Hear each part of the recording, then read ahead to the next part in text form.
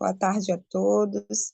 Queria nesse momento, né, desejar a todos as mais cordiais boas-vindas. Quero dizer para vocês que vocês possam estar felizes, né, e contentes por estarmos aqui reunidos. Espero que todos tenham tido uma semana, né, um início de semana abençoada. Também, se ainda não foi conforme nós planejamos, que possamos continuar entregando nas mãos de Deus, porque Ele tem o controle e o comando de todas as coisas, né? Estamos apenas iniciando a semana, então tenho certeza que Ele estará dirigindo, né? Os nossos planos, os nossos projetos, os nossos sonhos, que a paz, né, possa estar sobre as nossas famílias, né, sobre os desempregados, os enfermos, e essas são as minhas palavras, né, de boas-vindas para cada um aqui presente. Também quero deixar aqui, né, aberta a oportunidade, se alguém tem algum pedido, algum agradecimento que gostaria de expressar, essa também é a oportunidade que logo, logo eu estarei orando.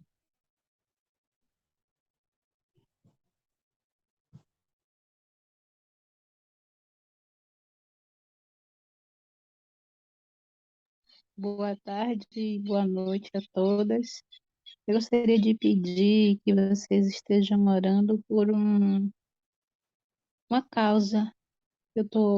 Fiz a minha cirurgia e eu tenho um direito no INSS. Como eu sou lavradora, aí eu peço que vocês estejam orando para que, se for da vontade do Senhor e merecimento para minha pessoa e benefício da minha família, que possa ser liberado e que abra as portas, não tenha dificuldade. E agradeço muito pela participação, pelas bênçãos que o Senhor tem derramado na minha vida, e peço que continue orando por minha família. Meu pedido e agradecimento. E eu moro aqui na Bahia, na Lagoinhas, e na zona rural. Aí tem uma proposta de montar uma aventuria aqui. E aqui a igreja é um grupo ainda e é pequena, então peço também que estejam orando nesse propósito, de a gente abrir uma aventuria aqui, um grupo, eu esqueci o nome agora, mas esse é meu pedido.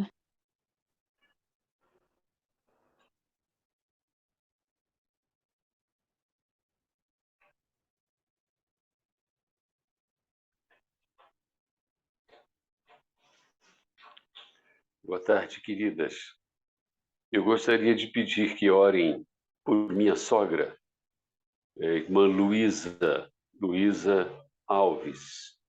Ela está acometida de um câncer, vem fazendo tratamento, graças a Deus tem surtido muito bom efeito, um tratamento natural, mas eu digo que o que ela tem tido de bem-estar é por providência de Deus mesmo.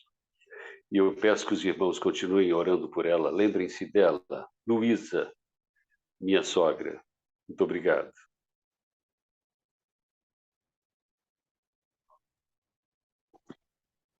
Eu também quero agradecer a Deus por essa oportunidade. E já faz alguns dias que eu pedi oração, que eu estava em processo de mudança. Saí de Tatuí, vim aqui para Araxá, Minas Gerais. Fez 8 dias ontem que eu cheguei. Hoje que eu comecei a trabalhar. Então, quero muito agradecer a Deus pelo trabalho, né? Eu falo que é um privilégio muito grande, uma alegria muito grande. Estar trabalhando, cuidando do meu filho e ganhando. Então, Deus é assim maravilhoso. Eu sempre falei, quando eu era comportura nos anos 80, que era um privilégio muito grande estar trabalhando, levando o evangelho e ainda ganhando, sendo remunerada. E agora eu estou passando por essa mesma experiência. Né? Passei uma fase difícil, mês de maio, junho, julho, agosto. Agora até setembro, em fase de separação também. Tinha 2 anos que eu estava casada e, infelizmente, não deu para continuar. E eu tenho muito que agradecer a Deus por isso, porque Deus tem cuidado de cada uma de nós aqui individualmente. Quero agradecer a Andréia, a Ivânia, tantas outras aqui que oraram por mim. E Deus realmente é magnífico, Deus é poderoso. Ele está com seus olhos abertos, com seus ouvidos atentos às nossas orações e aos nossos clamores. Não podemos deixar de orar até que Jesus volte. Amo vocês. Coração grato.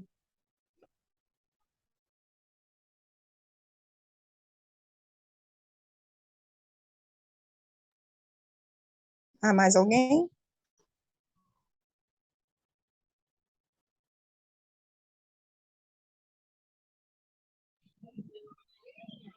Patrícia. É Patrícia, né? Patrícia. Boa tarde, pessoal. Eu queria intensificar meu pedido, pedir para o meu filho, o nome dele é Ramon, para que ele volte para os pés de Jesus, né? Que ele se convença e se converta mais uma vez para os pés de Deus. E abençoe a família dele, a esposa dele e as minhas netas.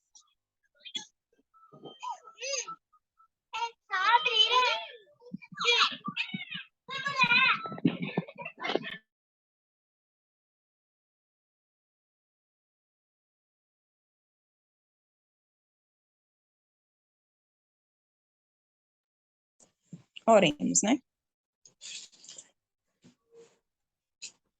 Maravilhoso Deus, eterno Pai, mais uma vez nós te agradecemos, ó Deus, pelo dom da vida que o Senhor nos concedeu no dia chamado hoje, Senhor. Pai, quero te agradecer pelo presente que o Senhor deu à minha família, Senhor. Cada um deles estão tendo vida, estão tendo a oportunidade de respirar, ó Deus. Mesmo em meio a tantas lutas, em tantas provações, ó Deus, o Senhor tem sustentado, Senhor. Pai, de um modo especial, eu quero colocar a vida da irmã Adelaide, ó Deus, e do seu filho em tuas mãos, ó Deus. Ela solicitou um pedido, ó Deus, e o Senhor sabe o que ela necessita, assim também juntamente com teu filho, ó Deus. Se precisa de uma cura física, que o Senhor conceda, se precisa também de uma cura espiritual, que seja concedida por ti, ó Pai. Ou que seja qualquer outra coisa, ó Pai, que o Senhor tenha as melhores escolhas para fazer sobre as nossas vidas e que nós possamos entender e confiar em Ti. Pai, a irmã Lecia, ela agradece, ó Deus, porque o Senhor, né, no passado, supriu a necessidade dela e hoje continua suprindo, ó Deus, que o Senhor continue abençoando o filho dela, continue abençoando o trabalho, né, ó Pai, visita, por favor, as pessoas neste momento que estão hospitalizadas, que estão enfermas. Senhor, a minha mente ela é finita, ó Deus, mas o Senhor é um Deus infinito. O pastor Silvio, ele também pede pela recuperação da saúde da sogra dele, ó Pai, que o Senhor continue com os teus braços estendidos sobre a saúde dela e que dia após dia ela possa ter a saúde restaurada por ti, Senhor. Pai, de um modo especial também não poderia deixar de colocar em tuas mãos, ó Deus, a vida de Adson, Senhor. Pai, ele necessita de um milagre, Senhor, ele necessita de uma cura, ele necessita de uma libertação, ó Pai.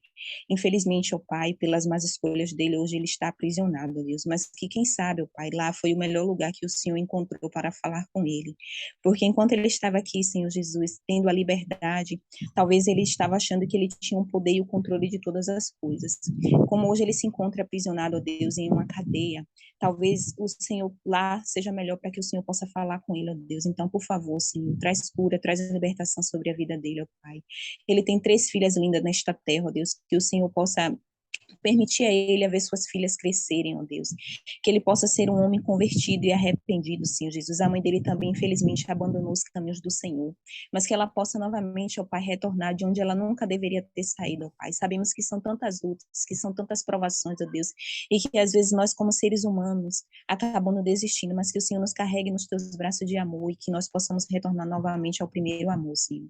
Pai, eu também quero te pedir pela vida do meu tio Flávio, Senhor Jesus. Ele se encontra neste momento morando nas ruas, ó Deus, por mais escolhas que ele fez na vida dele no passado, ó Deus, mas que o Senhor possa alcançar ele e transformar a vida dele. A tua filha também pediu, ó Deus, pelo benefício dela, ó Pai, que o Senhor conceda a ela este benefício, que assim como o Senhor tem suprido até hoje, ó Pai, as necessidades dela, mas que com esse benefício possa ser suprido ainda mais. Ela também pediu pelo evento dos aventureiros, ó Deus, o Senhor é um Deus do impossível e que o milagre pode acontecer, ó Deus, e que a vida dessas crianças possa ser transformada, impactadas pela tua palavra. Senhor, que o mensageiro, Senhor Jesus, ele venha ser usado somente pelo poder do teu santo e divino Espírito, ó Deus. Pai, muitas pessoas neste momento não entraram na live, mas depois terão a oportunidade de ouvir o Senhor falar, que essas vidas possam ser transformadas por ti. Se eu esqueci, ó Pai, de algum pedido, de algum agradecimento que foi lançado aqui, ó Deus, que o Senhor vai de encontro a cada um deles. Perdoa, por favor, mais uma vez os nossos pecados, as nossas atitudes, continua nos dando reverência para estarmos na tua presença. Tudo isso é o que eu te peço e te agradeço em nome de Jesus. Amém.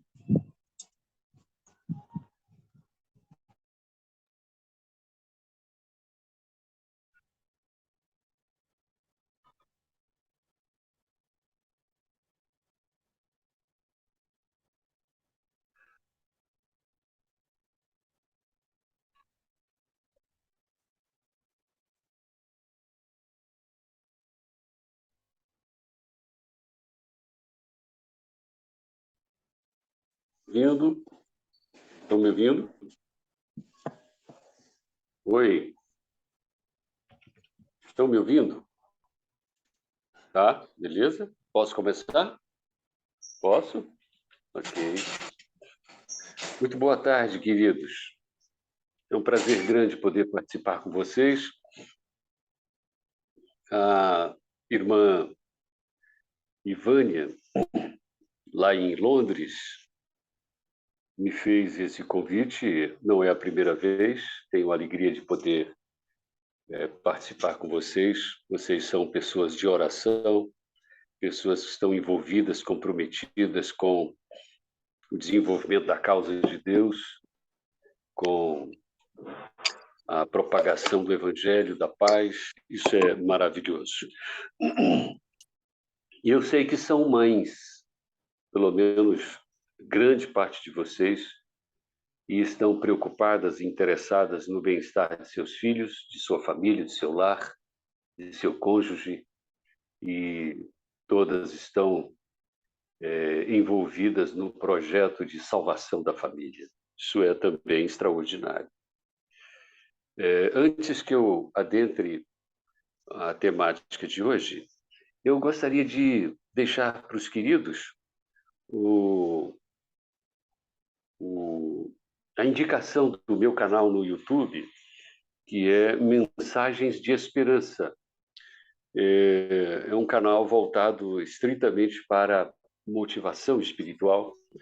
Nós temos meditações diárias e temos reflexões e alguns sermões também, mas as meditações são sistemáticas.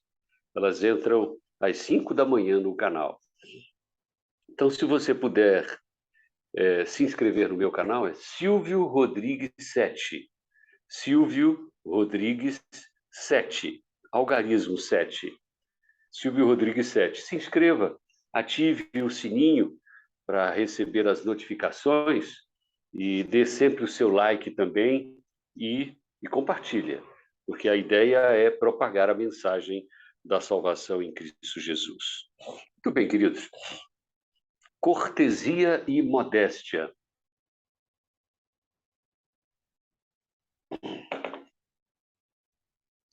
Ingredientes já escassos no nosso tempo. Aliás, sempre houve escassez de cortesia e modéstia no mundo todo, em todo o tempo, porque a cortesia e a modéstia dependem muito, não apenas da cultura, da educação, que são elementos importantes, mas também da espiritualidade. Conta-se que um homem judeu vivia em determinada cidade na Alemanha, e ele tinha um vizinho que era um general do exército alemão. E sempre que esse judeu cruzava com o seu vizinho na calçada, em algum ponto da rua, na vizinhança, ele o cumprimentava com simpatia. Ele o cumprimentava com cortesia. Mas o vizinho não respondia. E o nosso amigo judeu passava. E quando eles se encontravam novamente, mais uma vez o judeu não desistia, continuava sendo cortês e o cumprimentava. Bom dia, boa tarde, sempre com simpatia na direção do general do exército alemão. Mas este também nunca respondia. Um dia, após a eclosão da Segunda Guerra Mundial, e os judeus foram todos pegos e aprisionados em campos de concentração, e num desses campos de concentração, quem o dirigia era exatamente aquele general. E ele caminhava sobre o parapeito da residência central, olhando, observando o campo de concentração. E ele tinha nas mãos uma vara de couro enrijecido, e ele batia na sua bota, caminhando de um lado para outro e olhando fixamente em volta o campo e observando o movimento dos judeus sendo conduzidos, ora para a câmara de gás, ora para o campo de trabalho forçado, ora para outra situação. E ele viu um grupo de judeus sendo conduzido por soldados. Esse grupo estava acorrentado nas mãos e nos pés e caminhavam lentamente, arrastando as correntes. E ele, olhando, observando o grupo, ele percebeu um semblante familiar. E ele atentou, observou, até que ele distinguiu. E ele então mandou que o soldado viesse à sua presença e ele disse: olha, traga para mim o quarto homem da direita para a esquerda naquela fila. O soldado foi lá, seguiu a orientação do general e trouxe esse homem acorrentado. E o general disse: solte as mãos dele, solte os pés também. Agora leve-o para receber as suas coisas de volta e conduza-o até a sua casa e não o incomodem de forma alguma. E fizeram exatamente como o general ordenara. Quem era aquele homem? Quem era aquele judeu? Era o seu vizinho, que regularmente agia com cortesia, em detrimento da sua indiferença, continuava sendo cortês, simpático, afetuoso. Isso fez com que aquele homem fosse tocado e o libertasse. Sabe, amigos queridos, embora essa história seja verídica, mas o fato é que a cortesia ela é uma atividade que nós exercemos na sociedade quando nós aprendemos a exercê-la na nossa casa.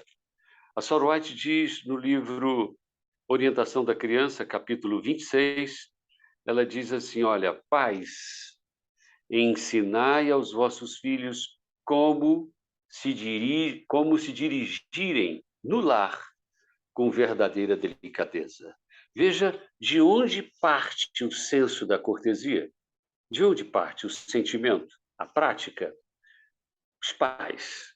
A maneira como os pais se tratam, a maneira como eles se relacionam, a maneira como eles utilizam de expedientes diversos para suprirem necessidades e situações diversas do lar. Cortesia, palavras milagrosas como por favor, obrigado, eu te amo, você é muito importante. Quando se cria essa atmosfera de valor ao elemento humano, à pessoa humana, ao seu semelhante, ao seu próximo, seja ele quem for, e esse exercício é feito dentro de casa, facilmente vamos conseguir propagá-lo lá fora também. Facilmente. A palavra de Deus, em 2 Timóteo, o apóstolo Paulo nos diz, capítulo 3, ele nos diz algumas características dos tempos modernos, de como as coisas estão desandadas.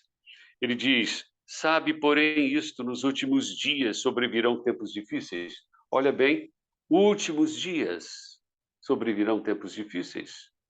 E ele começa a descrever o que se passará nos últimos dias, e no nosso caso, como nós já os vivemos, o que se passa hoje. Os homens serão amantes de si mesmos. Nós nunca tivemos um tempo de tanta egolatria, a adoração de si mesmo. É o indivíduo sendo o centro da história. É literalmente um quadro antropológico. Nós estamos vivendo esse tempo e, além de amantes de si mesmos, gananciosos, presunçosos, soberbos, blasfemos, desobedientes a pais e mães. Desobedientes a pais e mães. E é uma realidade, amigos queridos, como nós estamos vivendo tempos difíceis, tempos em que pais se tornaram reféns de filhos. Filhos, por conta de chantagens emocionais, chantagens psicológicas, ficam pressionando os pais, conspirando contra os pais, tentam de todas as formas trazer os pais na sua própria rédea. Irmãos e amigos, a palavra de Deus ainda diz que nesses tempos difíceis, os homens serão cada vez mais ingratos, profanos, sem afeição natural, irreconciliáveis, caluniadores, sem domínio de si, cruéis, sem amor para com os bons, traidores, atrevidos, orgulhosos. E ela finda dizendo, o apóstolo Paulo finda dizendo, mais amigos dos prazeres do que amigos de Deus. E no verso 5, ele usa uma expressão muito interessante, ele diz, tendo aparência de piedade. Sabe o que isso quer dizer, irmãos? Irmãs queridas, tendo aparência de piedade significa tendo uma religião, uma atitude religiosa, uma aparência religiosa, quer seja em casa, quer seja na própria igreja ou na sociedade, uma aparência apenas religiosa. Mas o restante do verso diz, mas negando-lhe o poder. Ou seja, é uma atmosfera de muita hipocrisia, de muita falsidade, onde as pessoas, na verdade, criam um formato próprio para se vender na sociedade, mesmo que seja na igreja, numa comunidade religiosa, em todos os meios. É uma atmosfera de muita falsidade. A Sra. White ela diz que o jovem cresce descuidado e rude nas palavras e nas maneiras. E nisso revela-se o caráter de sua educação no lar. Então, nós voltamos para o ponto fundamental, a educação no lar. Como a educação no lar, ela é crucial para a estruturação do indivíduo para uma vida em sociedade. A educação no lar. Nós não vamos conseguir projetar pessoas úteis à comunidade, à sociedade, se nós não os estruturarmos em nossa própria casa. E quando é que isso começa? Quando é alfabetizado? Quando já é adolescente? Quando já se completa 18 anos? Quando se começa? Começa desde a concepção. Desde a concepção. Desde o ventre da mãe. Todo o processo de formação do feto, de formação do embrião no crescimento embrionário, todo esse ambiente vai determinar que emoções tomarão conta dessa criança. O ambiente externo, os sentimentos da mãe, o que ela vê, o que ela come, o que ela ouve, o que ela sente. Aí vê-se a importância de um marido presente, operante, participativo, amoroso, carinhoso, zeloso. Toda uma atmosfera que conspire a favor da formação daquela criança. E entendam que ela já ouve claramente aquilo que se diz, aquilo, especialmente o que a mãe sente. Portanto, esse processo ele vem desde o ventre. E a partir do momento que a criança vem ao mundo, esse processo se intensifica. Não se espera a criança andar, não se espera a criança falar. Não. Desde o colo, nos primeiros dias, desde o seu nascimento, trabalhar intensamente no ambiente, na oração, no clamor, na educação, para que aquela criança cresça nessa atmosfera que lhe favoreça a formação de um caráter cortês e modesto, um caráter cheio de virtudes, cheio de virtudes. Os princípios do céu devem ser introduzidos no governo do lar. E aí, irmãos queridos, nós entramos naquele dilema. O que fazer com a tecnologia? Abdicamos, abrimos mão dela? Internet, celular, televisão, computador, o que fazemos? Nós continuamos utilizando toda a tecnologia, não há nenhum pecado nisso. Não há pecado ter uma TV em casa, não há pecado ter a internet sintonizando você com o mundo pelo celular, pelo computador, pelo iPad, de maneira alguma. O problema todo está no controle. A TV ela não liga sozinha, não se liga sozinha. O celular a mesma coisa, o computador a mesma coisa. Nada funciona por si só. Tudo vai depender do nosso acionamento. Então, o ponto fundamental é como é que está o controle desses acionamentos. O horário, até que hora, até quando, quantas vezes ao dia, o que se visualiza, o que se ouve, o que se assiste. Esses critérios todos precisam fazer parte desse debate familiar, desde cedo. É preciso que crianças entendam desde pequeno aquilo que é devido, o que não é, horários que são permitidos ou não, o que se faz em todos os momentos. É preciso que os adultos se conscientizem, ainda que tenham que fazê-lo a duras penas, porque uma vez numa formação, numa cultura deformada, cheia de concepções, conceitos, práticas, hábitos e vícios mundanos, evidentemente que esse indivíduo adulto vai ter mais dificuldades de se alinhar, de se afinar com aquilo que seja o ideal, mas ele precisa fazer um esforço tremendo, especialmente à medida que se conscientiza com o estudo do Espírito e Profecia, com a leitura da Bíblia, com a meditação nas coisas de Deus. Então, esse indivíduo vai precisar tremendamente compreender o que realmente tem se passado, o que tem se passado na sua vida, na vida das pessoas em sua volta, para que ele possa imprimir o melhor ritmo possível. Ele vai ter que se autoflagelar muitas vezes? Vai. Vai ter que se automutilar? Vai.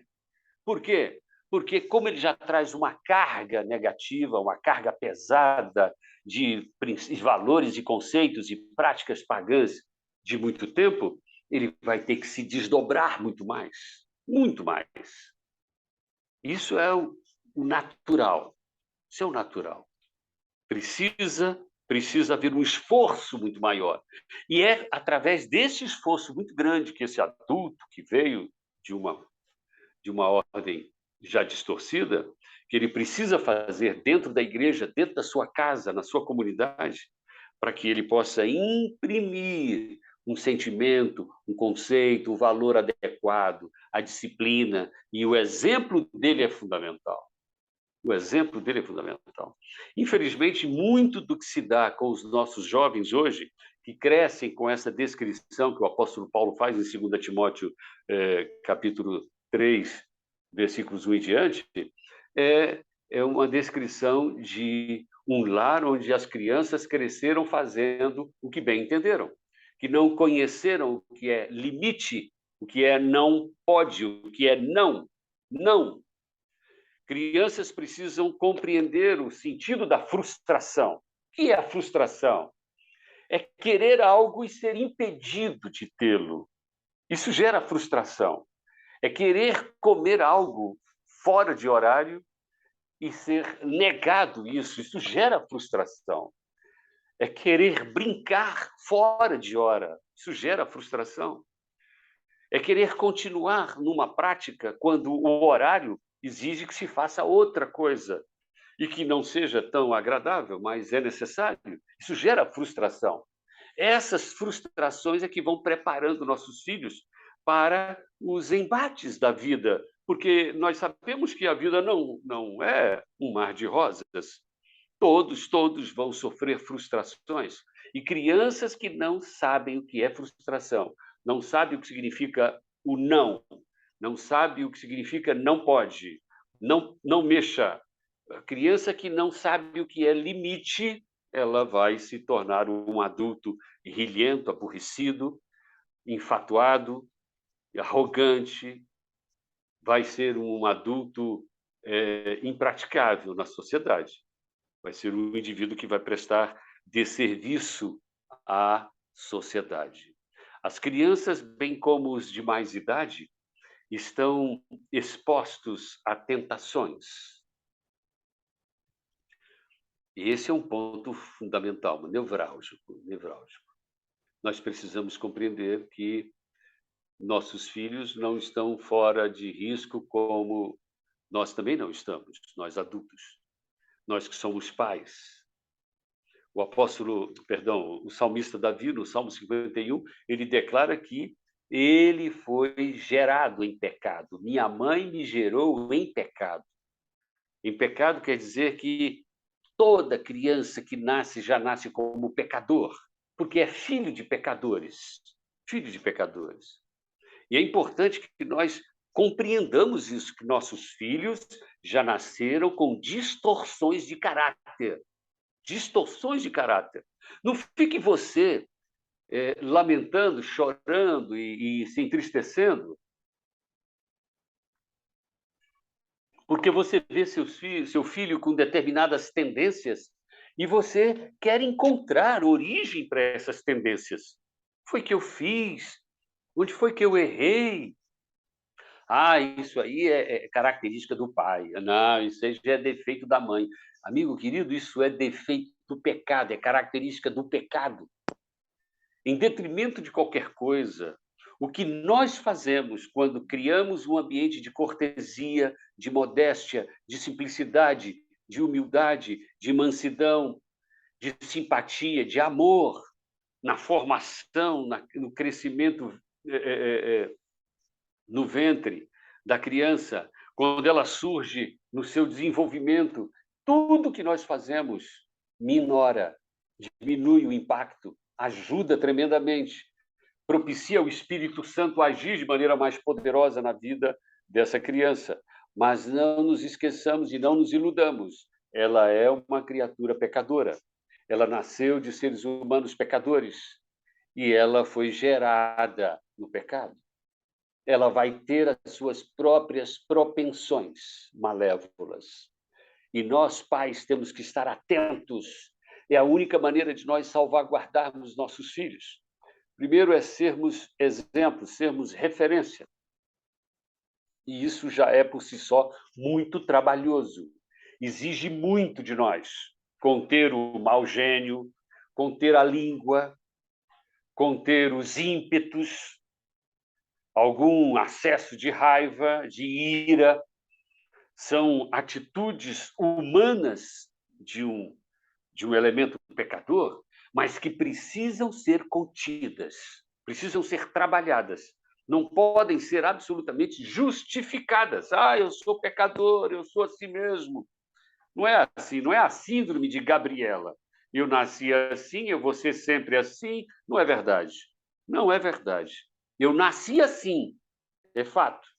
Mas eu não devo ser sempre assim, de maneira alguma. Ao contrário, é pela graça de Deus, pelo poder do Espírito Santo na minha vida, buscando o poder de Deus diariamente, constantemente, na pessoa do Espírito Santo, meditando na palavra de Deus para a consagração, para a comunhão, entronizando as coisas do céu. Como diz o apóstolo Paulo lá em Colossenses, capítulo 3, versículo 1, ele diz: se você é do reino de Deus, então você pense nas coisas do reino de Deus. Busque as coisas do reino de Deus. E é isso que nós temos que fazer incessantemente. E eu posso estar falando hoje a algum casal que ainda não tenha filhos. Ah, eu então não tenho compromisso com essa mensagem porque eu não tenho filhos. Não, você tem compromisso com essa mensagem sim, porque a questão toda aqui é você, não são seus filhos. Ah, mas eu sou solteiro, eu sou solteira, não tenho preocupação com isso. Não, não, não. A questão não é o seu cônjuge. A questão é você. Não é quando você se casará. A questão é você. Como você estará ao se casar? Qual será o seu nível de espiritualidade, seu nível de amadurecimento espiritual, de conhecimento das coisas de Deus? Então você tem que fazê-lo agora, buscar incessantemente agora.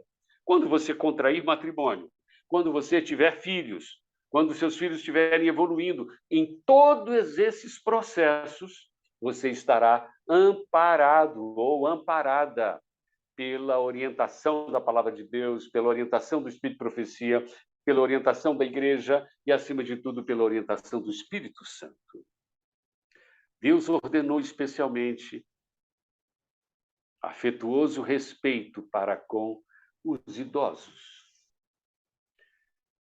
E em Provérbios 16, verso 31, a palavra de Deus diz: coroa de honra são as cãs, as pessoas idosas, achando-se elas no caminho da justiça. Isso, idosos que preferencialmente estejam no caminho da justiça. Elas falam de batalhas feridas, vitórias ganhas, encargos suportados e tentações vencidas. Os idosos têm histórias, todos nós temos histórias. Aliás, hoje eu estou entrando na terceira idade.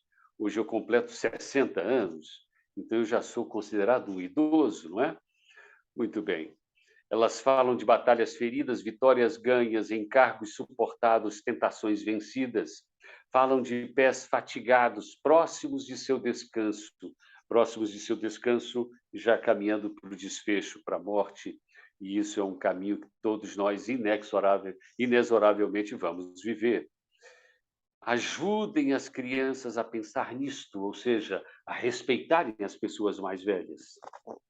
Eu fui um indivíduo que fui criado numa família em que o tratamento com as pessoas mais velhas eram sempre de senhor e senhora. E quando se tratava de pai e mãe, então, senhor e senhora. Nunca chamei minha mãe de você e nem meu pai. E aqui em casa eu tenho duas filhas. Uma tem 23 anos, a outra tem 20. E ambas tratam pai e mãe de senhor e senhora. Uma é enfermeira padrão, a outra é estudante de psicologia, professora de inglês, mas elas se remetem a mim, a mãe, como senhor e senhora. Obrigado, Adelaide, pela felicitação do meu aniversário. Obrigado, querido. Todos têm que ter esse senso. Não se esqueçam, mães e pais. Vocês não são amiguinhos dos seus filhos, não são. Vocês são os pais. Amiguinhos dos seus filhos têm lá na escola ou na faculdade. Em casa, eles têm que olhar para vocês com senso de hierarquia. Existe uma hierarquia. Existe ordem, existem regras, existe um padrão. E isso tem que ser rigorosamente mantido no lar. Filhos vão crescendo, 20, 21, 22, 23, 24, estão em casa, continuam sob as regras e o padrão mantidos no lar. É assim que os pais precisam conduzir seus lares. Não podem baixar a guarda. Agora já cresceram, cada um faz o que quer, da maneira que quer. Negativo, negativo. Enquanto estiverem sob os cuidados dos pais, sob a manutenção dos pais, sob o teto dos pais, esses filhos precisam continuar atendendo horário de chegada, as atividades do lar, momentos de adoração, momentos de culto, frequência à igreja, tudo em comum acordo com os pais, de maneira feliz, de maneira alegre. Muito bem, queridos, para a gente avançar, que o tempo urge, ensinar a modéstia, o orgulho, a presunção e a ousadia são características dos filhos de hoje e representam a maldição do século. Orgulho, presunção e ousadia. Me lembro de um rapazinho que eu fui visitar a irmã, membro da igreja, e ela tinha... O seu esposo não era membro da igreja. Ele era um vaqueiro. E quando eu fui visitá-la, ela então pediu ao esposo que permanecesse em casa para receber a minha visita. E o esposo, naquele dia, reservou para eu estar, para me receber, me conhecer e tal. E eu fui lá. E quando eu chego, o casal me recebe com muita simpatia, uma família muito simples, bem modesta. Ele era vaqueiro, como eu já disse. E enquanto eu estava ali, exortando alguns aspectos importantes para a família, ele então pediu a palavra. Eu disse, pois não, irmão. Ele disse, pastor, eu tenho um problema, eu queria contar com a sua ajuda, eu sinto que o senhor pode me ajudar. Eu disse, pois não, irmão, do que é que se trata? Estando ao meu alcance, com prazer. Ele disse, não é que meu filho, ele não quer falar mais comigo. Eu falei, é mesmo? E por que ele não quer falar mais com o senhor? É porque ele estava chegando tarde em casa e eu repreendi. E eu determinei que ele não chegasse mais depois das 11 horas da noite. Era o horário limite. Ele estava chegando 2, 3 horas da manhã. Então, por causa disso, seu filho não fala mais com o senhor? Ele disse, não. Falei, quantos anos ele tem? 16. Você pode chamá-lo para mim, irmã? E a mãe, então, saiu e foi lá no quarto e trouxe o rapaz. Chegou um rapazinho troncudo, parrudinho, com a carinha fechada, bicudo. Eu olhei para ele e disse, se você não fala com seu pai? Por que você não fala com seu pai? Eu vou lhe dizer por que você não fala com seu pai. Você não fala com seu pai porque ele te ama muito. Você não fala com seu pai porque ele daria a vida por você. Só ele faz isso aqui nesse mundo, ele e sua mãe. Mas você ainda assim prefere os amiguinhos lá de fora, com quem você fica vagando aí horas e horas aí à noite, sem sentido nenhum, sem propósito nenhum, só perdendo a saúde e correndo risco sério de vida. O que o seu pai quer para você é preservar a sua vida física, a sua integridade física, moral e espiritual. É isso que ele quer para você. Ele quer o melhor para você. Mas você ainda assim prefere os amiguinhos lá de fora? Você acha que lá fora você vai ter cama limpinha, arrumadinha? Você acha que vai ter? Vai ter a comidinha quentinha, prontinha? A roupa lavada? Cuidados de papai e mamãe? Você não tem que ajudar em nada? Seu pai supre tudo? Você acha que lá fora você vai ter isso? Você acha que os amigos seus vão te abrigar e vão te dar comida e vão te cuidar como você é cuidado em casa? Se você acha que lá fora você vai ter coisa melhor, arruma a sua mochila e vai embora. Deu um silênciozinho, uma pausazinha, graças a Deus que ele não inventou de ir. E eu olhei para ele e disse assim, meu amigo, ame seu pai, ame sua mãe. Dê um abraço no seu pai. Aí eu dei um tapinha nas costas dele e disse, abraça seu pai. E ele abraçou, beija seu pai. E ele beijou. Disse, agora peça perdão para o seu pai. E ele olhou para o pai e pediu perdão. Os dois se abraçaram novamente, a mãe também se juntou naquele abraço, houve aquele momento de comoção, eles choravam ali naquele momento de sensibilidade e aí o garoto se reconciliou com o pai. O pai ficou extremamente agradecido, orei com a família e fui embora. Sabe, queridos irmãos e amigos, a grande realidade é que os jovens de hoje se sentem, os filhos, se sentem muito à vontade para desafiar pais, chantagear pais, colocar pais contra a parede. E como os pais, às vezes, são muito débeis na sua postura, na sua atitude, e não se perdoam pelos seus erros, e olha que todos nós pais, irmãos, eu falo partindo de mim, cometemos erros, já cometemos, e ainda vamos aqui acolá cometer outros erros, porque nós somos humanos, somos frágeis. Precisamos estar numa comunhão muito estrita para evitarmos os danos. Mas falhamos numa circunstância ou noutra. Não se sinta refém por causa disso, mãe. Nem você, pai. Tenha senso do perdão de Deus na sua vida. Jesus te alcançou. Isaías capítulo 43, versículo 18, nos diz, não vos lembreis das coisas passadas e nem considereis as antigas. Se você já pediu perdão para Jesus por erros quaisquer, erros de natureza qualquer, calma, tenha tranquilidade, não se deixe agora ser refém, nem de Satanás, muito menos de filho ou de quem quer que seja, e nem de si mesmo.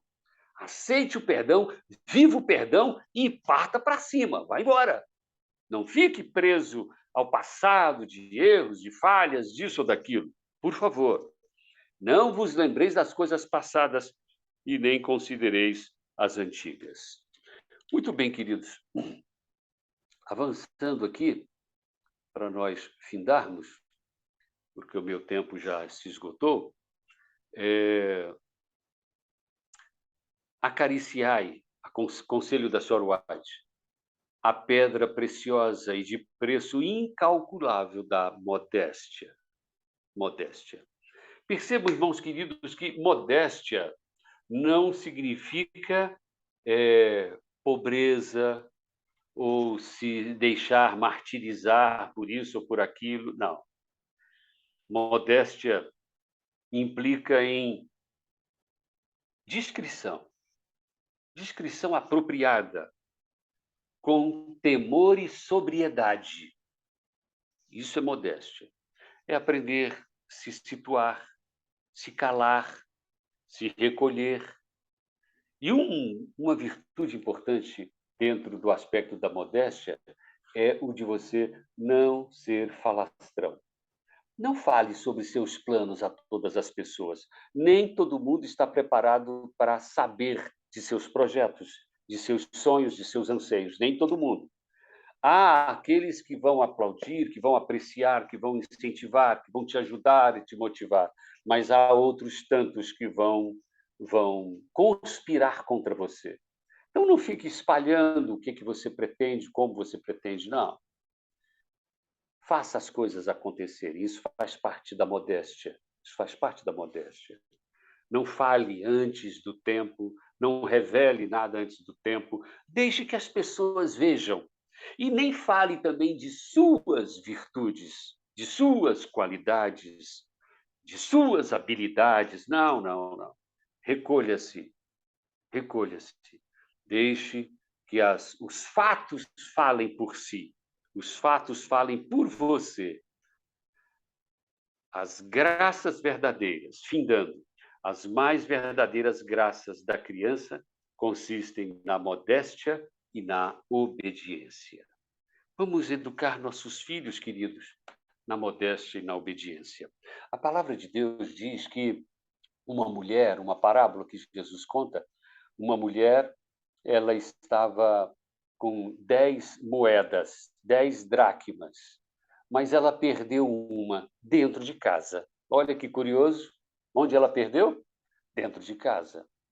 Sabe por que é dentro de casa? Porque é dentro de casa que as coisas se perdem. Se perde o respeito, o amor, as virtudes, a modéstia, a cortesia. Muitas coisas preciosas são perdidas dentro de casa. E nós precisamos buscar de Deus orientação para resgatarmos essas coisas todas. O respeito, a idoneidade, a fidelidade, a lealdade, a honestidade dentro de casa. A Bíblia diz que aquela mulher acendeu a luz. E depois que ela acendeu a luz, acende a luz, dá uma mudança de ambiente. E a outra coisa que ela fez, primeiro ela acendeu a luz, depois ela começou a varrer. E ela varria o lixo, varria a teia de aranha, varria o pó, varria coisas velhas, coisas sujas. Porque depois que você varre, tira o que é sujeira, você encontra o que é precioso. Então, para findar, irmãos e amigos queridos, acenda a luz e comece a varrer. Vamos varrer tudo aquilo que foi trazido para dentro da nossa casa pela mão do inimigo. Foi trazido para a nossa vida pela mão do inimigo. Vamos identificar essas coisas e vamos varrê-las. Depois que nós tivermos limpado a casa, limpado o nosso coração, limpado a nossa mente, limpado o nosso ser pelo poder do Espírito Santo, sob a luz do Espírito Santo, nós vamos encontrar o que de mais precioso se perdera ao longo desse tempo. E nós vamos nos alegrar e vamos festejar, porque vamos reencontrar não apenas sentimentos, emoções nobres, valores, espiritualidade. Vamos também reencontrar nossos filhos, nosso cônjuge, vamos ter um reavivamento familiar e vamos ter um preparo adequado para o encontro final com nosso Senhor Jesus.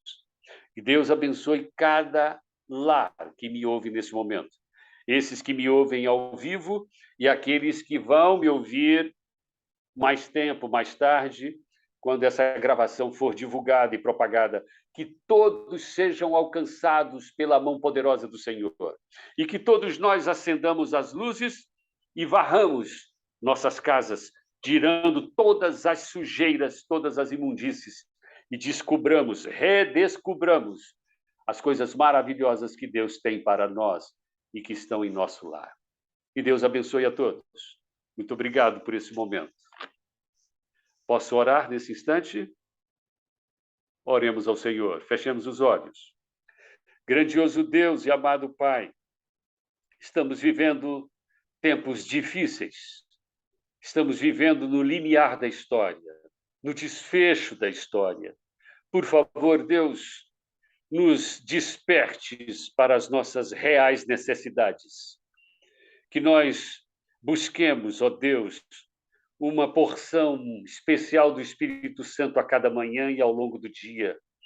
Que nós vivamos o teu evangelho da paz, a começar em nosso próprio coração e em nosso lar, na relação com o cônjuge, com os filhos e com os pais.